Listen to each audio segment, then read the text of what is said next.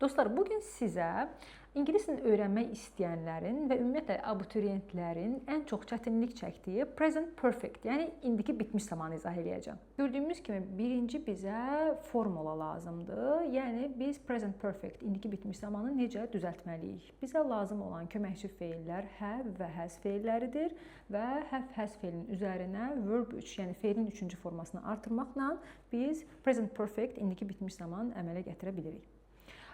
Burada nəyə diqqət eləyin? Birincisi şəxslərdə, yəni I, you, we, they şəxslərində yalnız have, üçüncü şəxsin təkində he, she, it-də isə siz has-dən istifadə edə bilərsiniz.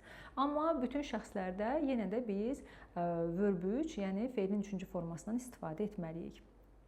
Gəlirik ikinci punktumuz olan istifadəsinə. Yəni biz bu zamanı, indiki bitmiş zamanı hansı hallarda istifadə edə bilərik? İndiki bitmiş zamanı biz keçmiş hadisə plus indiki nəticə. Bu nə deməkdir? Bu məqamlarda istifadə edə bilərsiniz. Bu nə deməkdir? Yəni hərəkət keçmişdə hansısa bizə maraqlı deyil, hansı zamanda, dəqiq bir zaman deyil.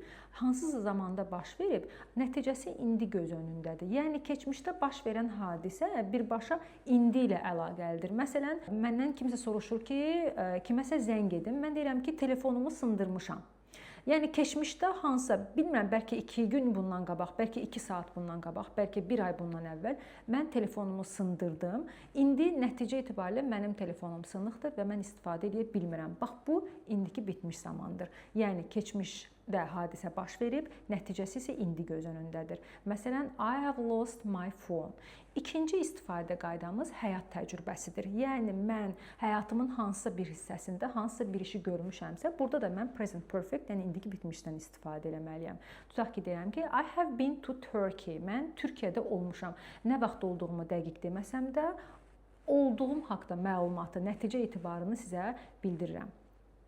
Üçüncü punktumuz keçmişdə başlayıb, indi də davam eləyir. Burada necə baş verir məsələ? I have lived here for 5 years. Mən artıq 5 ildir ki, burada yaşayıram. Bəzi mənbələrdə biz bu formalı, bu tipli cümlələri indiki bitmiş davam edici zamanla da quraşdıra bilirik. Amma yenə də biz əgər indiki bitmiş zamanı izah ediriksə, bu istifadə qaydasına da toxunmağımız vacibdir. Baxın, burada mən sizin üçün qeyd eləmişəm signal words. Yəni, indiki bitmiş zamanda hansı siqnal sözlərindən istifadə etmək lazımdır. Burada siz görürsünüz even, never, just, already, yet, recently, since, for və s. Bunları artırmaq da olar və daha çox dil testlərində biz bu signal wordslərə, siqnal sözlərinə rast gələcəyik.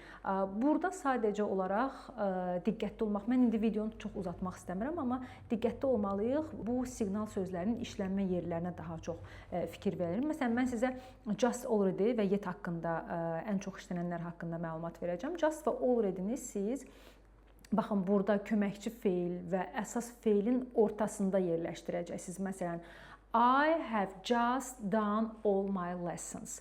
I have already met my friends. Mən artıq dostlarımla görüşmüşəm, artıq dərslərimi etmişəm və s. Yet isə yalnız sual və inkar cümlələrinin sonunda, ən sonda görəcəyiniz bir siqnal sözüdür.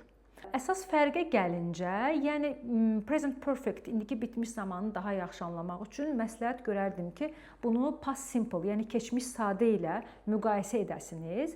Burada da qısa bir müqayisə verdim sizin üçün. Məsələn, əsas fərq keçmiş sadə ilə present perfect arasında əsas fərq.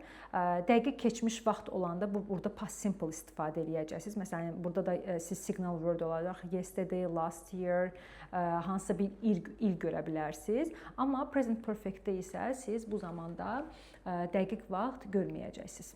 Ümid edirəm ki, bu video sizin üçün faydalı oldu. Bu kimi videoların davamı üçün səhifəmi izləmədə qalın.